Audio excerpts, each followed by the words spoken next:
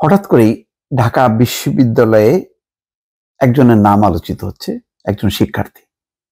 তার নাম সাদিক কায়েম। অনার্স এবং মাস্টার্সে তার অসাধারণ রেজাল্ট। তার ব্যাপারে একটা শিরোনাম আমি একটু বলি। অনেকগুলো পত্রিকায় এসছে, সবগুলো পত্রিকায় আমি বলবো এসছে। শিবিরের ঢাকা বিশ্ববিদ্যালয় শাখার সভাপতি প্রকাশ্যে এলেন, নানা আলোচনা। কেন এত আলোচনা? কয়েকটা কারণে। একটা হচ্ছে যে তিনি আগে পরিচয় দিতেন সমন্বয়ক, অর্থাৎ বৈষম্য বিরোধী ছাত্র আন্দোলনের সমন্বয়ক তিনি। এই যে শেখ হাসিনার পতনের জন্য যেই আন্দোলন গড়ে উঠেছে তার অন্যতম সমন্বয়ক তিনি, যার নাম হচ্ছে সাদিক কায়েম। আরেকটা আলোচনা হচ্ছে যে ইসলামী ছাত্র শিবির এই প্রথমবারের মতন ঢাকা বিশ্ববিদ্যালয়ে তারা যাত্রা শুরু করলো, অর্থাৎ ভিসির সঙ্গে প্রশাসনের সঙ্গে যে বৈঠকগুলো হয়েছে সেই বৈঠকে শিবিরও পার্টিসিপেট করেছে এবং তিনি নিজে সেটি উল্লেখ করেছেন এবং নিজেকে ইসলামী ছাত্র শিবিরের ঢাকা বিশ্ববিদ্যালয় শাখার সভাপতি হিসেবে বলেছেন। তো তখনই টনক নড়ল যে তাহলে বৈষম্য বিরোধী ছাত্র আন্দোলনে যারা সমন্বয়ক তাদের মধ্যে কি কি আরো অনেকেই আছেন শিবিরের, এমন একটা আলোচনা আছে। সার্জিস আলম, সে কিন্তু ছাত্রলীগের। আসলে বৈষম্য বিরোধী ছাত্র আন্দোলনে আমি জানি না এটার মূল কি ইসলামী ছাত্র শিবির, নাকি সাধারণ ছাত্ররা, নাকি অন্য ছাত্র সংগঠন, এটা পরিষ্কার না। তবে শিবিরের একটা আধিপত্য আছে, ছাত্রলীগেরও কেউ কেউ আছে, তবে ছাত্রলীগের ওই রকম ব্যাপক মাত্রায় নেই। অন্যান্য ছাত্র সংগঠনও আছে, কিন্তু এটা শিক্ষার্থীদের আন্দোলন। তো নানান কারণে এখন যেহেতু আগে তিনি সমন্বয়ক পরিচয় দিতেন, এখন পরিচয় দিচ্ছেন ইসলামী ছাত্র শিবিরের, এক ধরনের মনে হচ্ছে যে অভ্যুত্থান ঘটলো ঢাকা বিশ্ববিদ্যালয়ে। আর এই আলোচনাটা ঢাকা বিশ্ববিদ্যালয়ের গণ্ডি ছড়িয়ে নানান বিশ্ববিদ্যালয় শিক্ষাঙ্গনে, রাজনৈতিক অঙ্গনে আলোচনা হচ্ছে। তো বেশ একটু রাতেই প্রথম আলোতে এই রিপোর্টটি এসছে যে ঢাকা বিশ্ববিদ্যালয়ের বাংলাদেশ জামাতে ইসলামীর ছাত্র সংগঠন ইসলামী ছাত্র শিবিরের কমিটি আছে এবং সেই কমিটির সভাপতি সাদিক কায়েম, সেটা অবশেষে প্রকাশ্যে এলো। আমরা যখন এরশাদ বিরোধী আন্দোলনের সময় ছিলাম তখনও কিন্তু ছাত্র শিবির ছিল, কিন্তু তারা প্রকাশ্যে তৎপর ছিল না, অনেকটা নিষিদ্ধ ছিল। জাতীয় ছাত্র সমাজ যেটা এরশাদের ছিল তারাও একেবারেই নিষিদ্ধ ছিল। আর ইসলামী ছাত্র শিবির আমরা চিনতাম, কিন্তু তারা প্রকাশ্যে কোনো রাজনৈতিক তৎপরতা করতে পারত না এবং সেটার ব্যাপারে একেবারে ঘোরতর সবারই আপত্তি ছিল। তো সেটা মাথায় নিয়ে তারা রাজনীতি করত নিজেদের মতন করে। এটার জন্য কিন্তু কেউ আবার তাদের উপরে হামলা চালাতো না, এটাও সত্য। ঢাকা বিশ্ববিদ্যালয় প্রশাসনের সঙ্গে গতকাল শনিবার মত বিনিময় সভায় যোগ দেওয়ার পর গণমাধ্যমে নিজের পরিচয় প্রকাশ করে বক্তব্য দেন সাদিক। এরপরই সামাজিক যোগাযোগ মাধ্যম ফেসবুকে নানা ধরনের প্রতিক্রিয়া আসে। কেউ কেউ সাদিকের সঙ্গে পরিচয় থাকার বিষয়টি উল্লেখ করে তার রাজনৈতিক পরিচয় না জানা ও বুঝতে না পারা নিয়ে বিস্ময় প্রকাশ করেন। কেউ কেউ ঢাকা বিশ্ববিদ্যালয় শিবিরের প্রকাশ্য রাজনীতি নিয়ে উদ্বেগ জানান। কয়েকটি ছাত্র সংগঠনের নেতাদের সঙ্গে কথা বলে জানা যায়, ঢাকা বিশ্ববিদ্যালয় ক্যাম্পাসে ক্রিয়াশীল ছাত্র সংগঠনগুলোর সঙ্গে প্রশাসনের মিথস্ক্রিয়ার আনুষ্ঠানিক প্ল্যাটফর্ম পরিবেশ পরিষদে 1990 সালে শিবির ও জাতীয় পার্টির ছাত্র সংগঠন জাতীয় ছাত্র সমাজকে ঢাকা বিশ্ববিদ্যালয় ক্যাম্পাসে রাজনীতি করতে না দেওয়ার বিষয়ে মতৈক্য হয়েছিল। হ্যাঁ, ইয়েস, এই কথাটাই কিন্তু আমি শুরুতে বলছিলাম যে এটা একদম আনুষ্ঠানিক সিদ্ধান্ত ছিল, শিবির এবং ছাত্র সমাজকে রাজনীতি করতে দেওয়া হবে না। ছাত্র জনতার অভ্যুত্থানে গত 5ই আগস্ট আওয়ামী লীগের পতন হয়। তাদের 15.5 বছরের শাসন আমলে দলটির ভাতৃপ্রতিম সংগঠন ছাত্রলীগ ঢাকা বিশ্ববিদ্যালয়ের ক্যাম্পাস নিয়ন্ত্রণ করত। ছাত্রলীগ ঢাকা বিশ্ববিদ্যালয়ে প্রকাশ্যে শিবিরকে কোনো কার্যক্রম করতে দেয়নি।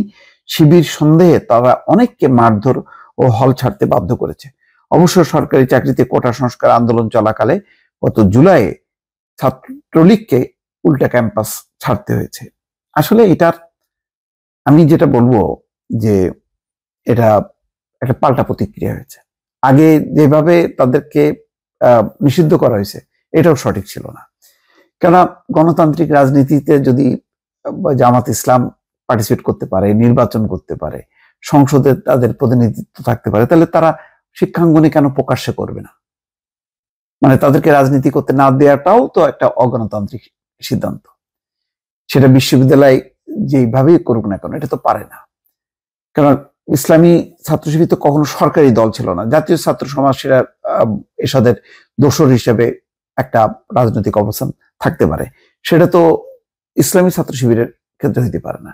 ইসলামী ছাত্র শিবিরের ক্ষেত্রে যদি আপত্তি থাকে, তাহলে জামাত ইসলামকে আগে ব্যান করতে হবে, নিষিদ্ধ করতে হবে। কিন্তু ওইটা মানে মনে করেন বিএনপির সঙ্গে আন্দোলন করবে, আওয়ামী লীগের সঙ্গে আন্দোলন করবে, কিন্তু আপনি তার ছাত্র সংগঠনকে করতে দেবেন না, এটা সবিরোধী। বরং গণতান্ত্রিক অধিকার হিসেবে আপনি আপনার মতাদর্শে ছাত্রদেরকে উদ্বুদ্ধ করেন, তারা তাদের মতন যদি করবে। এখন আপনি আদর্শিক লড়াইয়ে না পারবেন না, আপনি তাদেরকে প্রশাসনিক সিদ্ধান্তে বা বল প্রয়োগ করে তাদেরকে দমন করবেন, এটা তো গণতন্ত্রের ভাষা হইতে পারে না। যাই হোক, শিবির যেটা হয়েছে যে ঢাকা বিশ্ববিদ্যালয় প্রশাসনের সঙ্গে শনিবার আলোচনার প্রথম পর্বে অংশ নেন শিবিরের বিশ্ববিদ্যালয় শাখার সভাপতি সাদিক। এই পর্বে ছিলেন গণতান্ত্রিক ছাত্র কাউন্সিল ও বিপ্লবী ছাত্র যুব আন্দোলনের নেতারা। মত বিনিময় সভায় শিবিরের পক্ষ থেকে উপাচার্যের কাছে ক্যাম্পাসে ছাত্র রাজনীতি নিষিদ্ধের পরিবর্তে সংস্কার ও অবিলম্বে ছাত্র সংসদ নির্বাচন দাবি করা হয়। সভা শেষে সাদিক প্রথম আলোকে বলছেন, ছাত্র রাজনীতি নিষিদ্ধ করা কোনো প্রাজ্ঞ সিদ্ধান্ত নয়। তারা সব ছাত্র সংগঠনকে নিয়ে সংলাপের আয়োজন করতে বলেছেন, যেখানে ফ্যাসিবাদের দোসর ছাড়া সব ছাত্র সংগঠন আসবে। শিবির মেধাভিত্তিক রাজনীতি চাই উল্লেখ করে তিনি আরো বলেন, প্রত্যেকে রাজনৈতিক চর্চা করবে, সবার মত প্রকাশের স্বাধীনতা থাকবে, কারো উপর কোনো কিছু চাপিয়ে দেওয়া হবে না, সেটাই আমাদের চাওয়া। তো এখন তাহলে ছাত্রলীগ কি হবে? কত দেখেন ভাগ্যের নির্মম পরিহাস যে ছাত্রলীগ, ছাত্র শিবিরকে তো নাই, ছাত্র দলকেও না, এমনকি ছাত্র অধিকার পরিষদ যেটা নুরুর, তাদেরকেও রাজনীতি করতে দেয়নি। এবং ডাকসুর ভিপি হিসেবে দফায় দফা কি পরিমাণ নুরু বিশ্ববিদ্যালয়ে লাঞ্ছিত হয়েছে, মারধরের শিকার হয়েছে। আজকে দেখেন এটাই পরিণতি, যে আজকে সমূলে তারা উৎপাটিত হয়েছে। এখন যদি তাদেরকে বলা হয় যে তোমরা আসল রাজনীতি করো, সেই নৈতিক অধিকার সাহসটা পর্যন্ত তারা হারিয়ে ফেলেছে। এখন দেখেন না, মানে গোপন স্থান থেকে সেই কি বলে তোফাজ্জল বা জাহাঙ্গীরনগর বিশ্ববিদ্যালয়ের যে ছেলেটা মারা গেল, তার ব্যাপারে আজকে তারা বিবৃতি দিচ্ছে এতদিন পরে। মানে এই হলো অবস্থা এবং এটাই হলো পরিণতি, যে ঢাকা বিশ্ববিদ্যালয়ে তাদের দাপট ক্ষমতা এবং সমস্ত হলগুলো তাদের দখলে। নুরু ভিপি হয়েও কোনো লাভ হয়নি, কোনো সমস্ত কিছু নিয়ন্ত্রণ ছিল তাদের হাতে। আজকে তাদের টিকি খুঁজে পাওয়া যায় না, এরকমই একটা পরিণতি। তো আজকে শিবির উল্টা দাবি করছে যে স্বৈরাচারের দোষরদেরকে এ করা যাবে না। আমার ধারণা যারা অপরাধ করেছে তাদের বিচার হোক, যারা অপরাধ করেনি সে যেই ছাত্রলীগের সদস্যরা তারা তাদের মতন করে রাজনীতি করুক, সবাই থাকুক, সবাই যার যার অবস্থান থেকে রাজনীতি করে আদর্শিকভাবে ছাত্রদেরকে অনুপ্রাণিত করে তাদের শক্তি বাড়াক, কিন্তু কোনোভাবেই কেউ কারোর মত প্রকাশের উপর, তাদের অধিকারের উপর, সভা সংগঠনের উপরে যাতে কেউ বল প্রয়োগ না করে বা কোনো রকম মাস্তানি না করে, এটা বন্ধ করাটা এখন খুবই জরুরি। এবং এই ব্যাপারে সমস্ত ছাত্র সংগঠনের দায়িত্ব হলো ছাত্রলীগের আমলে যেই ধরনের এক ধরনের স্বৈরতান্ত্রিক ব্যবস্থা ছিল, তার বিপরীতে একটা গণতান্ত্রিক ব্যবস্থা চালু করা দর্শক। ভালো থাকবেন, আল্লাহ হাফেজ।